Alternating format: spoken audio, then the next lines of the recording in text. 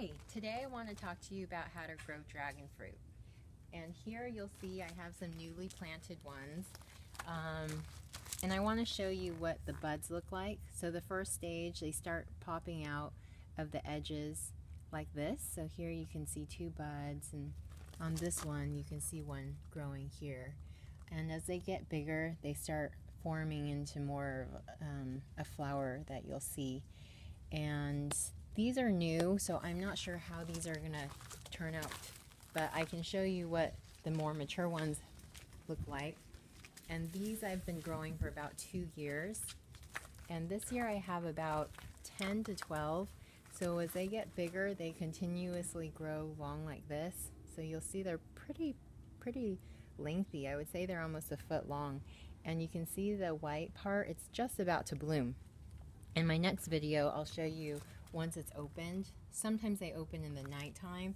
This one actually these might actually bloom tonight, and I'll show you another video about how to fertilize them to make sure that they actually will become dragon fruit. So the first thing is, when you're planting the dragon fruit, you want to make sure you use planting soil rather than cactus soil. That way the soil will retain more of the moisture. Even though it looks like it might not, it's like a cactus plant that might not need a lot of water, they actually do like a lot of water. So you want to make sure your soil is pretty wet most of the time. And here in Southern California, these actually started budding in about July. So around the middle of June is when I reduced the water to about 30%. And that actually allowed them to, for some reason, concentrate more and allowed these blooms to come out more quickly. Around that time, in the middle of June, is also when we started fertilizing. You want to fertilize about at least once a week, and you just continue to fertilize until you start getting more mature flowers like this. So in addition to the water, you also want to make sure you're pruning them appropriately. You typically want to make sure that they grow nice and long.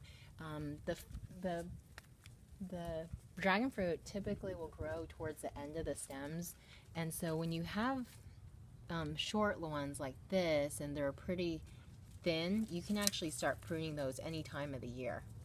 And because what you're trying to do is you're trying to make sure that they grow nice and long. So this one will continue all the way up. And when I get to the end like this one, I'll want to keep this one so it can continuously grow long.